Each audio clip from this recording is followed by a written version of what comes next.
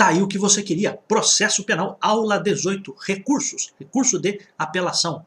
Vamos lá, sem perder tempo. 593 da apelação.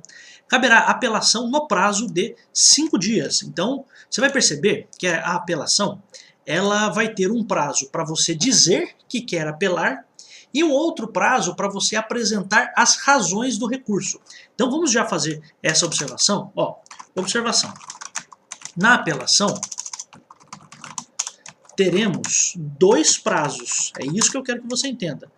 Prazo de 5 dias para dizer para o juiz que você quer apelar, ou seja, entrar com o recurso de apelação. E existe outro prazo, que é o prazo de 8 dias para apresentar as razões do recurso, tá? Então isso é uma questão muito relevante. Então veja só, a gente está vendo aqui, ó, caberá apelação no prazo de 5 dias. Então esses 5 dias aqui, esses 5 dias correspondem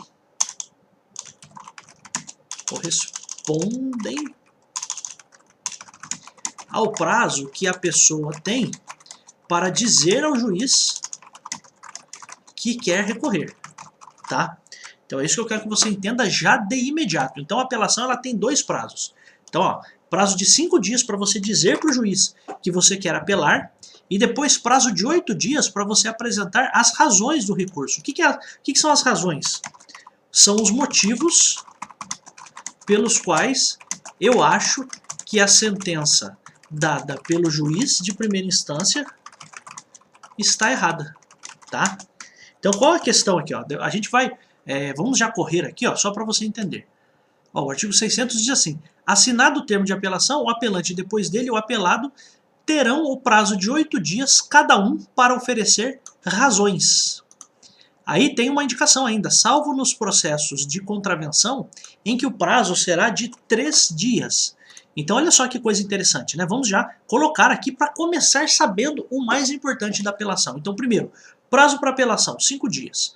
Para você dizer para o juiz que você quer apelar. Depois que você disse para o juiz que você quer apelar, você vai ter um outro prazo. Um prazo de 8 dias para você apresentar as razões, com uma observação. Esse prazo será de 3 dias para o caso de contravenções penais, tá? É isso que diz, vamos lá no artigo 600, ó. Assinado o termo de apelação, o apelante e depois dele o apelado terão prazo de 8 dias cada um para oferecer razões, salvo nos processos de contravenção em que o prazo será de 3 dias. Então é questão bem relevante isso. Então preste atenção. Apelação, eu tenho 5 dias para dizer que eu quero recorrer, beleza, e depois eu vou ter 8 dias para apresentar as razões e, claro, as contrarrazões em todos os processos. Mas se nós estivermos falando de contravenções penais, o que são contravenções penais? Existe uma lei específica que se chama Lei das Contravenções Penais. São atos com uma menor gravidade, com uma gravidade um pouco menor, né? As penas são bem baixinhas. Tem lá jogo do bicho, tem lá perturbação da tranquilidade, tem umas coisinhas lá, vias de fato, que é você dar um soco em alguém e não deixar marca nenhuma, sabe? Então são essas coisinhas mais simples, que são puníveis, que podem ter uma pena para a pessoa, mas são coisas mais leves, tá? Então a ideia aqui, meus amigos, é exatamente essa, de você entender que o prazo para você dizer que quer recorrer é de 5 dias, e depois para você apresentar as razões ou as contrarrazões de 8 dias, com essa observação, de que se nós estivermos falando de contravenções penais, o prazo vai ser reduzido para 3 dias. Então vamos lá. Feita toda essa consideração aí, todas essas considerações, vamos de novo. Caberá apelação no prazo de 5 dias, e aí o 593 traz as hipóteses. Primeira das hipóteses, das sentenças definitivas de condenação ou absolvição proferidas por juiz singular. Aqui o que eu quero que você entenda, é muito difícil quando a gente está explicando alguma coisa para alguém, dizer o que alguma coisa é por aquilo que ela não é. Mas olha só, sabe quem é o juiz singular? Ou a decisão do juiz singular é a decisão que não é dada pelo juiz do júri. Então, das decisões, ou das sentenças definitivas de condenação, então aqui o réu foi, até vou colocar aqui, ó, o réu foi condenado. ou de absolvição. Então o réu foi inocentado.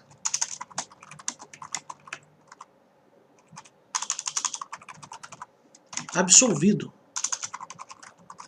Então nessas duas situações há o cabimento da apelação.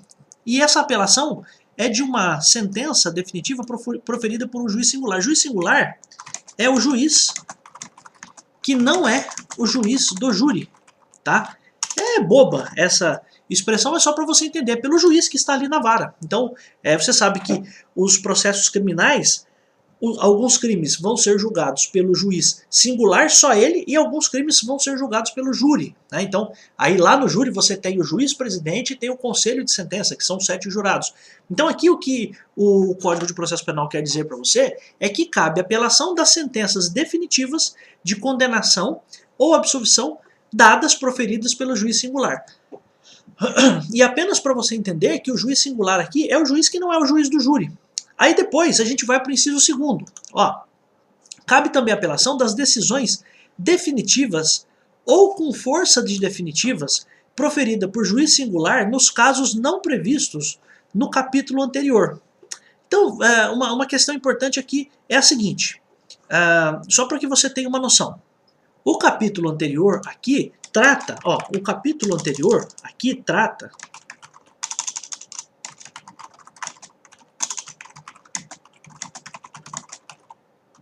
do recurso em sentido estrito, que é o nome do recurso. Então, olha como é que eu posso traduzir isso aqui para você. Cabe apelação contra uma decisão definitiva ou com força de definitiva, já vou explicar para você o que é, proferida pelo juiz singular quando não for o caso de recurso em sentido estrito. É mais fácil escrever assim para você, acho que fica mais fácil para você entender. Então, primeira hipótese, cabe apelação das sentenças definitivas. Olha só, quando é que existe uma sentença definitiva? Quando julga-se o mérito da causa. Então vamos até colocar aqui, o mérito da causa é julgado. E o que é o mérito da causa num processo criminal, professor? O mérito da causa é saber se a pessoa foi condenada ou se foi absolvida. Foi ele ou não foi? Ele estava lá na hora do crime ou não estava? Ele tem que ser condenado ou tem que ser absolvido, inocentado? Então isso é uma decisão definitiva. Isso é o que diz o inciso 1º. Então, inciso 2º, decisões definitivas ou com forças de definitivas proferidas por um juiz singular para casos que não estão no recurso em sentido estrito. Então a gente ainda vai estudar o recurso chamado recurso em sentido estrito. Mas qual é a questão relevante aqui? O Código de Processo Penal quer trazer para você uma mensagem. Qual é essa mensagem? Quando você tiver uma decisão definitiva ou com força de definitiva dada pelo juiz, se não for o caso de recurso em sentido estrito, você faz a apelação, tá? Quer um exemplo disso? Eu vou te dar um exemplo aqui, que é o seguinte. Restituição de veículo apreendido. Exemplo, tá? Vou até colocar aqui. Restituição de um veículo apreendido. Pensa só. Tem uma pessoa que está sendo processada, certo? E a polícia foi lá e apreendeu o veículo. Então a pessoa está sendo processada criminalmente. Então imagine que a pessoa está sendo processada criminalmente porque teve um acidente de carro, ou porventura a pessoa, sei lá, roubou um banco e usou aquele carro para roubar o banco, por exemplo, né? Então se a polícia pega o criminoso, se essa pessoa é presa, o que acontece? A tendência é que a polícia prenda a pessoa e também faça a apreensão do veículo. Pois bem, durante o processo, pode ser que o dono do veículo queira esse veículo de volta. Então qual a questão? O juiz criminal vai ter que resolver essa situação. E aí veja só, a questão se o veículo deve ou não ser devolvido para o seu dono é uma questão que está dentro de um processo criminal, mas que não tem a ver com o mérito. Veja, entenda o que eu estou dizendo. O fato de o carro ser ou não de uma pessoa não significa que tal pessoa é ou não culpada. Você consegue entender que há uma diferença? Então, uma coisa, veja, são enfermarias diferentes, são departamentos diferentes. Uma coisa, ou um assunto é saber se quem cometeu o crime foi essa pessoa ou não. Ok. Se o juiz condenar ou absolver uma pessoa com relação a isso, se a pessoa deve ser condenada ou absolvida, a gente está aqui, ó, no inciso 1º, tá? Decisões definitivas sobre o mérito da causa, tá? Mas o inciso 2º, ele traz a ideia de decisões que julgam o mérito, mas não necessariamente o mérito da causa. Por exemplo, quando o juiz julga se um veículo deve ou não ser devolvido para o dono, que é o que a gente fala de restituição de um veículo apreendido, quando o juiz dá essa decisão, nós estamos falando ali de uma decisão definitiva ou com força de decisão definitiva. Então só estou explicando isso para você, para o seu concurso isso não vai ser perguntado, fique tranquila, fique tranquilo. O que eu preciso apenas explicar para você é que os incisos aqui são diferentes e eles têm uma explicação para isso. Por quê? Porque o inciso 1º traz a ideia de uma sentença definitiva. Então ele está inclusive aqui falando sentença definitiva, né? O inciso 2º está falando de uma decisão definitiva ou com força de definitiva, mas que não tem a ver exatamente com o mérito da causa, mas foi alguma coisa que o juiz decidiu definitivamente dentro de um processo. É claro, o objetivo maior de um processo criminal é ver se a pessoa cometeu ou não o crime, mas pode ser que existam outras decisões dentro do processo que, se não forem atacáveis por recurso em sentido estrito, ou seja, se não for o caso de caber, se não for o caso de cabimento do recurso em sentido estrito, cabe o quê? Cabe apelação. É isso que eu quero dizer para você. Então, ó, a restituição do veículo apreendido em um processo criminal, quando autorizada ou não pelo juiz criminal, é uma decisão definitiva ou com força de decisão definitiva. Essa decisão não tem nenhuma relação com o mérito da causa.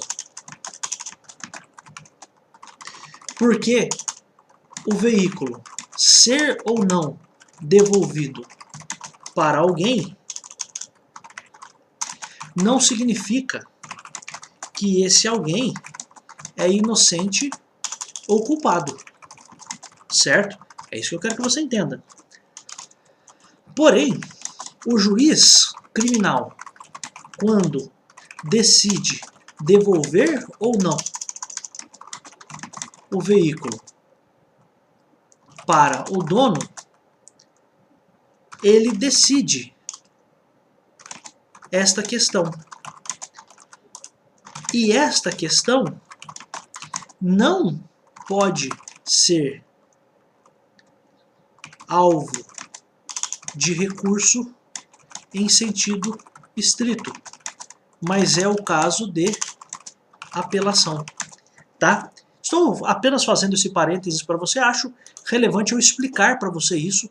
De novo, não vai cair a restituição de veículo apreendido no seu concurso, estou apenas explicando que cabe apelação contra uma sentença definitiva. Então, sentença tem a ver com o mérito da causa. Também de uma decisão definitiva ou com força de definitiva, que é alguma coisa que o juiz decide de uma vez, definitivamente, ele realmente resolve aquilo, mas aquilo não tem a ver com o mérito do processo criminal, porque o processo criminal, o grande objetivo dele é saber se o cara é culpado ou inocente, beleza?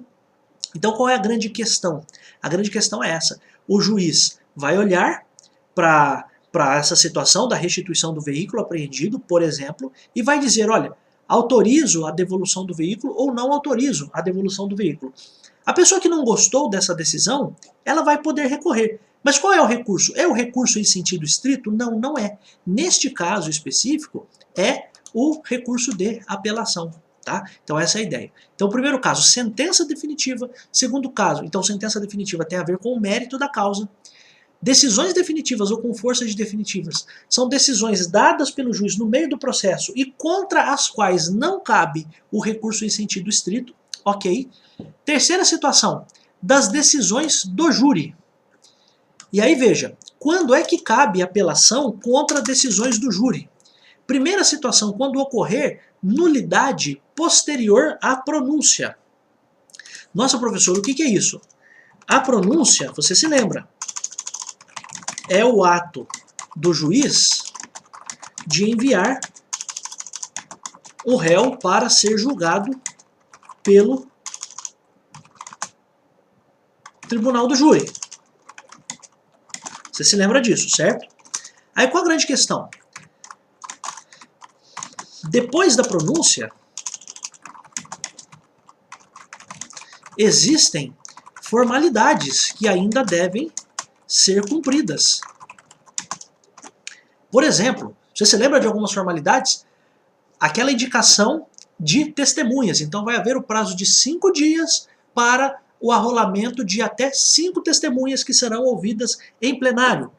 Outra coisa, acho que você se recorda, dentro do júri ainda, o prazo de 3 dias úteis para você juntar no processo os documentos que devem ser lidos durante o julgamento. Você se lembra disso? Inclusive, aí incluídos noticiários, né, jornais, revistas, etc. Ou apresentar imagens, vídeos, etc. Então veja, imagine você que o juiz desrespeita alguma dessas questões. Então é uma nulidade, é algo que contraria o processo, contraria a lei processual, e isso aconteceu depois da pronúncia. Porque, veja, a partir do dia que o juiz pronunciou o réu para que ele seja mandado para o júri, tem uma questão importante. Qual é essa questão importante? Tantas outras formalidades ainda devem ser cumpridas. E se houver algum descumprimento de alguma dessas formalidades, há o caso de apelação. Então cabe, ó, de novo, 593, ó. Caberá apelação no prazo de 5 dias, inciso 3º, das decisões do tribunal do júri quando? Letra A, quando ocorrer nulidade posterior à pronúncia. Beleza. Quando for a sentença do juiz presidente, então a sentença do juiz presidente, contrária à lei expressa, então contrária à lei, ou à decisão dos jurados. Então veja só que coisa louca, né? Pense você, que os jurados condenam. E aí o juiz, quando vai dar a sentença, dá a sentença dizendo que o réu deve ser absolvido. É uma sentença que é contrária à decisão dos jurados. Ah, mas isso não existe. Olha, nós estamos no Brasil, meus amigos. Às vezes a pessoa não presta atenção, né? Então veja só, cabe apelação quando a sentença do juiz é contrária à lei, certo? Contra a lei expressa, certo? Ou ainda com relação à decisão dos jurados. Então a sentença do juiz presidente é contra a decisão dos jurados. Então, se o juiz presidente do júri dá uma sentença contra a lei, professor, mas quando que ele pode dar uma sentença contra a lei? Por exemplo, quando ele não cumpre os requisitos da sentença. Por exemplo, ele não faz lá o relatório, ele não fundamenta essa decisão. Isso é uma possibilidade, tá? Então, basicamente isso. Tem tantas outras hipóteses, mas estou apenas explicando aqui para você. Então, sentença do juiz presidente contrária à lei, ou ainda, se o juiz presidente do júri dá uma sentença que é contrária à decisão dos jurados. Exemplo, os jurados entendem que o réu deve ser absolvido e o juiz o condena. Tá? Então essa é a questão interessante. Por quê? Não sei se você se recorda, quando a gente vai falar da sentença lá no júri, tem um artigo que diz assim: se a sentença for condenatória, vai caber ao juiz presidente fixar o montante da pena, fixar a quantidade de pena, tá? Então essa é a questão. Então o juiz ele deve seguir a decisão dos jurados. Então se os jurados acham que o cara deve ser absolvido, mesmo que o juiz na convicção dele ache que o cara tem que ser condenado, mas se o júri absolveu essa pessoa deve ser absolvida e acabou. E o juiz deve concordar com isso. Por quê?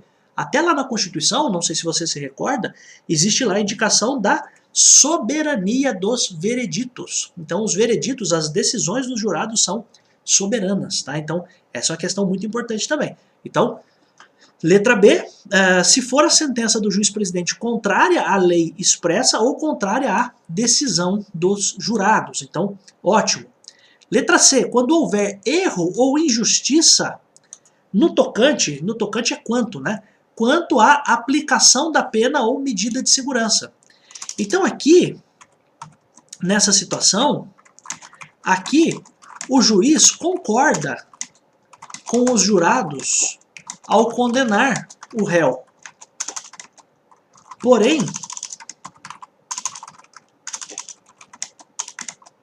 o juiz erra na quantidade de pena a ser aplicada, seja para mais ou seja para menos, tá? Imagina o seguinte, um homicídio simples, segundo o Código Penal, a condenação para isso seria de 6 a 20 anos, e o juiz vai lá no homicídio simples e coloca 950 anos pro cara. Não dá. Tá? Por quê? Porque tem a lei diz a quantidade de pena que tem que ser aplicada para a pessoa. Então o juiz não pode colocar e condenar o cara a 950 anos de prisão. Tá? Então essa é a ideia. Então houve um erro ou injustiça no tocante quanto à aplicação de pena ou medida de segurança. Medida de segurança aqui são medidas aplicáveis para a pessoa que tem deficiência mental, tá?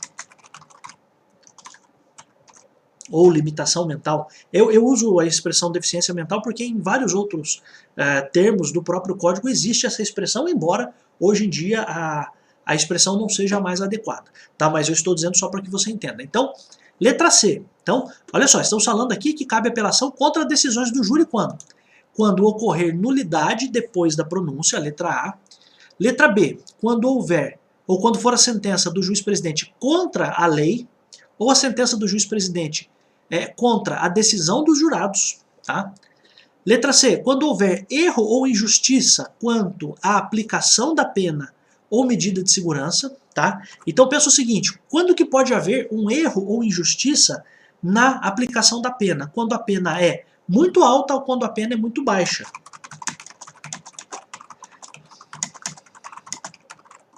Aí quem não gosta dessa pena vai recorrer. Né? E além disso, um erro ou injustiça na aplicação da medida de segurança. Então são medidas aplicáveis para a pessoa que tem deficiência mental. Pode ser que a pessoa tenha uma limitação que permita que ela fique num tratamento ambulatorial, ela não precisa ser internada, né? Ir para o manicômio judiciário, e o juiz vai lá e manda essa pessoa para o manicômio. Existe ali um erro na aplicação da medida de segurança. Então é isso. Então o juiz, quando vai aplicar a pena ou a medida de segurança, o que ele faz? Ele erra, ou ele é injusto. Então também cabe, neste caso, a apelação. E letra D. Quando for a decisão dos jurados manifestamente contrária à prova dos autos. Ó, manifestamente aqui é claramente, tá? Então manifestamente é claramente contrária à prova dos autos. O que isso significa? Os jurados olham para o processo, assistem a todos os debates e tudo leva a crer que a pessoa tem que ser absolvida. Mas os jurados vão lá e condenam essa pessoa. Veja, foi feito lá uma filmagem, não foi o cara.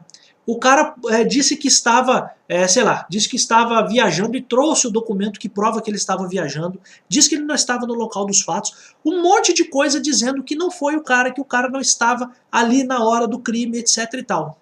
E os jurados mesmo assim condenam esse cara. Aí veja, o réu que foi condenado, ele vai apelar. E ele vai fazer o recurso de apelação dele, alegando o quê? Que a decisão dos jurados foi claramente, manifestamente contrária à prova dos autos. Essa é a ideia. Então, as provas apresentadas indicam um caminho e os jurados decidem de forma contrária. Professor, mas os jurados não são soberanos? Não existe ali a soberania dos vereditos? Sim, mas neste caso, quando existe uma coisa claramente contrária à prova dos autos, você tem que também pensar que uma pessoa pode ser ou absolvida injustamente, porque ele cometeu o crime e os jurados deveriam ter condenado essa pessoa e os jurados absolveram, ou o contrário, o cara não cometeu o crime, tem prova de que o cara não cometeu o crime, mesmo assim os jurados condenaram. Então você está também diante de uma situação de injustiça. E aí, neste caso, o que o Código de Processo Penal traz? Ele traz a noção de que é possível que você faça o recurso de apelação quando a decisão dos jurados for manifestamente contrária à prova dos autos. Essa é a ideia, tá? Parágrafo primeiro. Se a sentença do juiz-presidente for contrária à lei expressa ou divergir das respostas dos jurados, o tribunal ad quem fará a devida retificação. Então vamos lá. Agora tem uma questão importante aqui, por quê? Veja só, a gente acabou de falar que no caso do júri, o recurso de apelação precisa ter um cuidado um pouco maior. Por quê? Porque a Constituição diz que os vereditos dos jurados são soberanos. Não se esqueça disso. Então, lá do artigo 5º da Constituição está lá, sigilo das votações, um dos princípios do júri, e soberania dos vereditos. Tem outros, né? Crimes dolosos contra a vida, plenitude de defesa, etc. Então, mas as decisões do júri são soberanas. Então, soberania dos vereditos. Mesmo sendo soberano o veredito, eu posso apelar? Posso. Mas para quê? Para provar que existe um desses motivos aqui. Primeiro, ó, nulidades após a pronúncia. Letra B. Se a sentença do juiz-presidente for contrária à lei expressa ou à decisão dos jurados, ok. Quando houver erro ou injustiça na aplicação da pena ou na medida de segurança, e a letra D, quando a decisão dos jurados for manifestamente contrária à prova dos autos. Aí o parágrafo 1º já está dando a indicação de como vai acontecer para cada um desses casos. Olha só. Então, olha só. Se a sentença do juiz-presidente for contrária à lei expressa ou divergir das respostas dos jurados, o que o tribunal vai fazer? O tribunal ad quem, ou seja, o TJSP, vamos assim colocar, por favor, só para você entender, fará a devida retificação. Então, nessa situação aqui, o que vai acontecer? O próprio tribunal vai fazer a retificação. Por quê? Porque o juiz deu uma sentença que é contra a lei, ou o juiz deu uma decisão contrária à resposta dos jurados. Então, veja só, vou te dar um exemplo, ó, vou te dar exemplo aqui, ó. Exemplo. Os jurados absolveram o réu, porém o juiz condenou. Olha que coisa louca, os jurados absolveram e o juiz condenou. O réu que foi condenado fez a apelação. O processo chegou no TJSP, no Tribunal de Justiça da Capital, e o próprio tribunal, que é o tribunal que é chamado, né, de tribunal ad quem, fez a mudança na sentença, que é o que a gente chama de retificação. Então entenda, quando a gente estiver falando de uma decisão do juiz que é contra a lei, ou o juiz divergiu das respostas dos jurados, então como aqui, ó, os jurados absolveram, mas o juiz condenou, isso não pode acontecer. Se isso acontecer, o cara que foi condenado, o réu, ele faz o recurso de apelação. Beleza. Isso batendo lá no tribunal, e aqui tribunal ad quem, entenda, o Tribunal de Justiça, o órgão que vai fazer esse julgamento, o que ele vai fazer? Ele mesmo vai fazer a retificação. Ou seja, o tribunal fará um acórdão dizendo que o réu deve ser absolvido. Essa é a ideia, tá?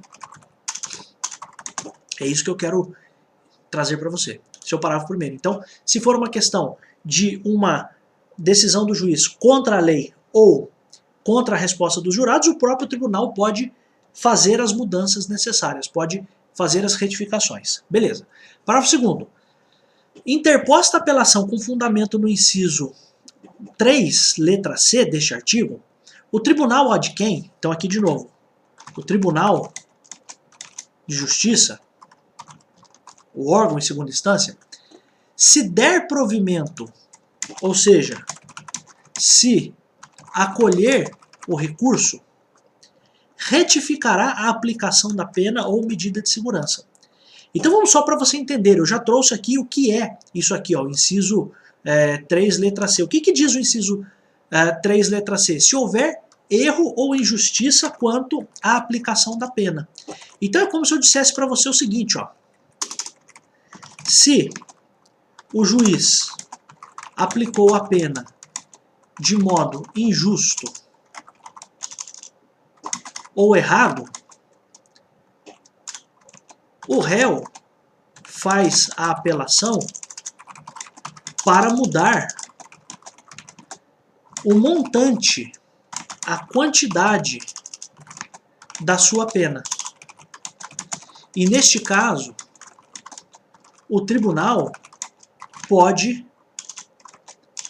fazer essa mudança caso entenda que o réu está certo. É isso que eu quero que você entenda. Então, se houver erro ou injustiça quanto à aplicação da pena ou quanto à medida de segurança, o réu apela, ou o próprio Ministério Público, a depender, não é só o réu que apela, tá? Apela, faz a apelação quem se sentir prejudicado. Pensa o seguinte, vamos até mudar o cenário. Pensa que o juiz dá uma pena de 1 ano, mas o Ministério Público queria uma pena de 50 anos. Quem vai recorrer é o Ministério Público, tá? Então é isso que eu quero que você entenda. Então, se o juiz aplicou a pena de modo injusto ou errado, o réu faz a apelação para mudar a quantidade, o montante de sua pena. E aqui poderia ser também ou o MP, tá? Ou o querelante. É claro que eu estou falando aqui o réu só para você entender, tá? Por favor, porque senão daqui a pouco aparece alguém dizendo que eu esqueci de falar que o Ministério Público pode recorrer também. Não, todo mundo sabe que o Ministério Público pode recorrer porque a gente já falou isso no vídeo passado. Mas para evitar problemas e eu ter que regravar aulas, eu já estou falando isso aqui.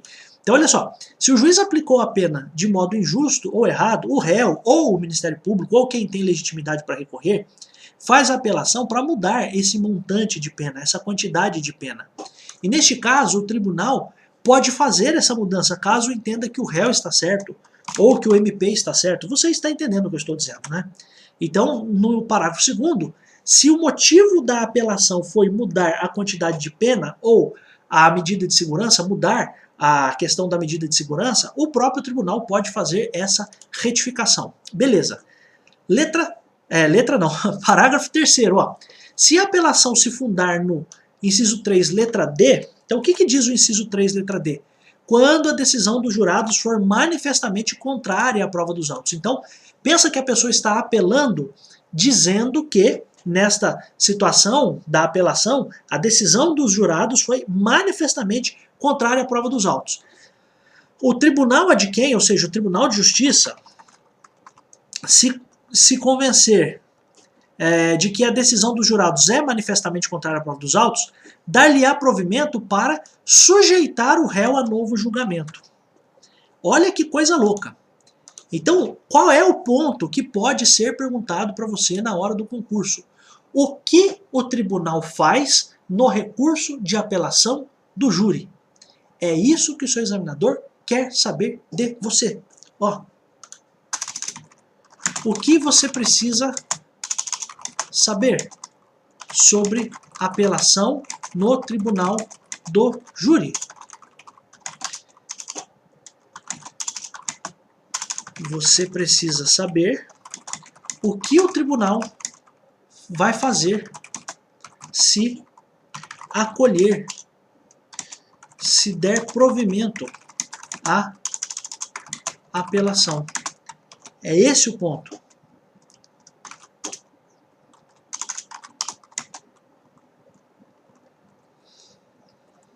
Se for para mudar a pena, mudar a medida de segurança,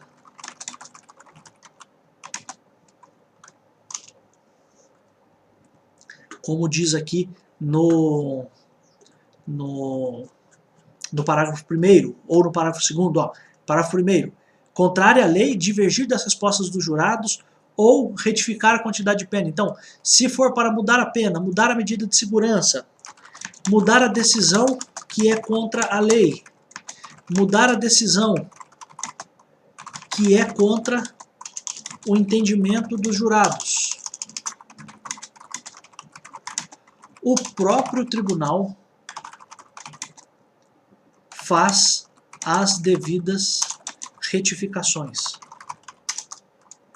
Já para o caso de recurso de apelação, porque os jurados decidiram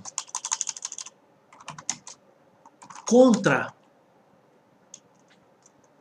aliás, eu colocar, os jurados manifestamente decidiram contra a prova dos autos, o tribunal tão somente vai enviar o processo de volta para os jurados, para o júri, né, para o tribunal do júri, para um novo julgamento. É isso que eu quero que você entenda. Então, olha só, no caso do número 3, letra D, que é decisão dos jurados manifestamente contrária à prova dos autos, o tribunal é de quem? Que é o Tribunal de Justiça, segunda instância. Se convencer de que a decisão dos jurados é manifestamente contrária à prova dos autos, dar-lhe-á provimento, então dará provimento à apelação, ou seja, acolherá a apelação para sujeitar o réu a novo julgamento. Não se admite, porém, pelo mesmo motivo, segunda apelação.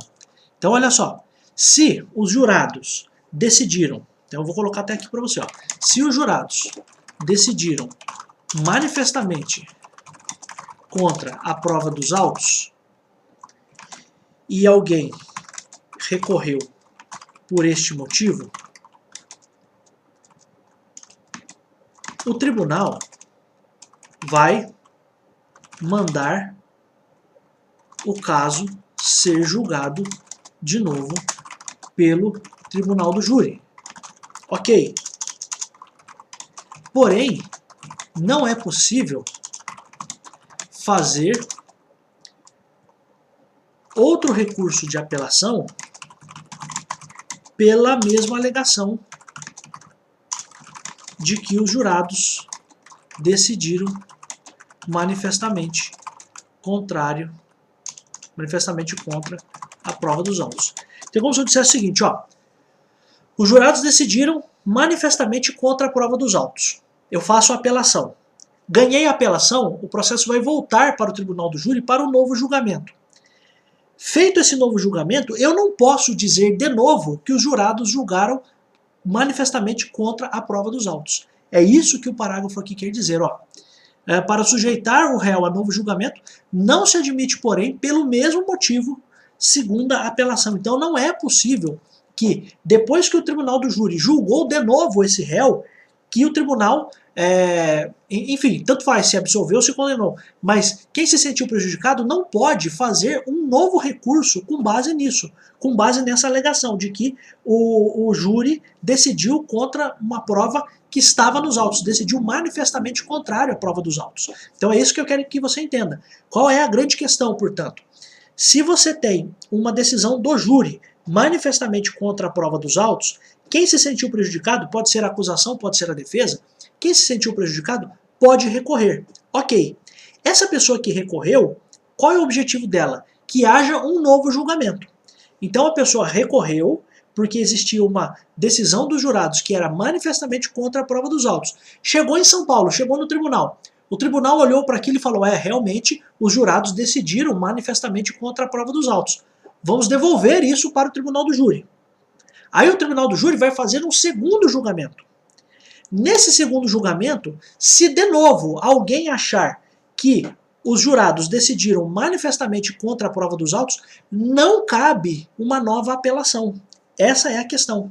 Por quê? Porque já teve uma apelação por esse motivo. Eu não posso ter uma segunda apelação pelo mesmo motivo. E veja, tanto faz se primeiro condenou, depois absolveu, se depois absolveu e agora condenou, tanto faz. Não cabe, não se admite, porém, pelo mesmo motivo, por essa alegação de que a decisão foi manifestamente contrária à prova dos autos, não cabe uma segunda apelação. Esse é o ponto importante, tá? Então, o parágrafo 3º é isso. Parágrafo 4º.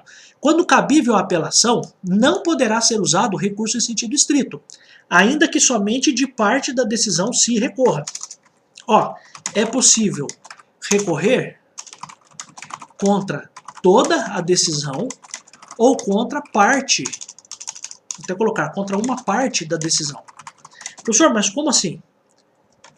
Vou beber água, hein? Se você não gosta, paciência. Deixa eu falar para você. Pensa o seguinte, imagine a sentença 1.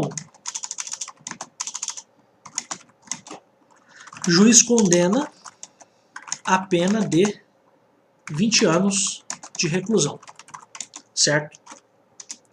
E a sentença 2, aliás, vamos colocar só aqui, sentença. O juiz condena a uma pena de 20 anos de reclusão. Eu posso fazer um recurso dizendo o seguinte, recurso 1, ou possibilidade de recurso 1, certo? A primeira possibilidade de recurso. Eu recorro, então faço apelação para ser absolvido e para não receber os 20 anos de reclusão. Eu estou fazendo o que aqui? Estou recorrendo contra toda a sentença. Agora vamos para a possibilidade de recurso 2. Possibilidade de recurso número 2. Faço apelação apenas para reduzir a pena de 20 anos. Veja, implicitamente eu estou admitindo que eu aceito ser condenado. Eu só não aceito ser condenado por esta pena. Consegue entender? Então veja só, na primeira situação eu estou recorrendo contra toda a decisão. Fui condenado a uma pena de 20 anos. Eu digo que eu não quero mais ser condenado, eu quero ser absolvido e eu não quero a pena de 20 anos. Então eu tenho dois assuntos para tratar neste meu recurso. A minha segunda possibilidade de recurso é, eu faço apelação não para dizer que eu sou inocente, eu não quero mais ser absolvido. A única coisa é, eu não quero receber os 20 anos, então eu recorri contra uma parte só da decisão. Então olha só o que diz o parágrafo 4º. Quando cabível a apelação, não pode ser usado recurso em sentido estrito. Então veja só, entenda uma coisa, a gente viu no vídeo passado, quando a gente falou do princípio da fungibilidade recursal, a gente viu o seguinte, que a parte não vai ser prejudicada se fizer um recurso no lugar do outro, salvo em caso de má-fé. Você lembra disso? A gente falou no vídeo passado. Quando que aconteceria a má-fé? Por exemplo, se você fizer o recurso em sentido estrito, quando era o caso de apelação. Porque a própria lei está dizendo isso. Então, a própria lei diz assim, quando cabível a apelação, não pode ser usado recurso em sentido estrito, ainda que somente de parte da decisão se recorra. É como se eu dissesse o seguinte, não é aplicável o princípio da fungibilidade recursal para o caso de apelação e recurso em sentido estrito, quando for cabível a apelação. É isso. Então aqui, o parágrafo 4º, ele afasta o princípio da fungibilidade. Então veja só, professor, mas qual que é o certo? Não, os dois estão certos. É porque não existe só recurso em sentido estrito e só o recurso de apelação. Então quando a gente estiver falando de todos os outros recursos, isso é possível. Aquele artigo continua valendo. Olha, a interposição de um recurso pelo outro não prejudicará o recorrente, salvo má fé. Então essa é a ideia. Já no parágrafo 4º aqui do artigo 593, qual que é a grande ideia? Aqui o próprio Código de Processo Penal está dizendo para você com todas as letras, ó, escuta aqui meu filho, se você estiver diante de uma situação em que cabe o recurso de apelação, você não pode fazer o recurso em sentido estrito. Tá? Mesmo que você esteja recorrendo só contra uma parte da sentença. Por exemplo, aqui, ó, aqui nessa possibilidade de recurso 2, eu estou recorrendo, ó, apenas contra uma parte da sentença. E mesmo assim, e mesmo assim, o recurso que eu tenho que fazer é a apelação, tá? Esse é o ponto importante. Então, o parágrafo 4º bem importante, porque ele, de algum modo, afasta a fungibilidade. Então, os dois artigos, tanto lá da parte geral dos recursos, como essa parte aqui agora, você precisa ter essa atenção. Vamos até fazer essa comparação aqui, ó, só para que você entenda. Ó. Vou até colocar aqui. Ó, observa, vamos fazer um quadrinho? Tem gente que gosta dos quadrinhos que eu faço, né? Então, ó, para apelação e recurso em sentido estrito, não cabe. Vamos até olhar aqui como diz aqui, ó, não quando couber, vou até copiar o que está aqui, ó. Quando couber apelação, não pode ser usado o recurso em sentido estrito. Para outros casos, salvo má fé, a parte não será prejudicada se interpuser um recurso por outro. Isso aqui é que a gente chama de fungibilidade, tá? Fungibilidade. É isso que eu quero que você entenda, tá? Então, por favor, não confunda isso. Então, existe uma norma expressa. Quando couber apelação, não pode ser usado o recurso em sentido estrito, mesmo que a pessoa esteja recorrendo contra uma parte da sentença apenas. Como é aqui, ó. Aqui a possibilidade de recurso número 2, eu faço apelação apenas para reduzir a pena de 20 anos. Eu estou recorrendo apenas contra uma parte da sentença. E mesmo assim, cabe apelação. Ou mesmo assim, eu devo entrar com a apelação. Essa é a ideia, tá?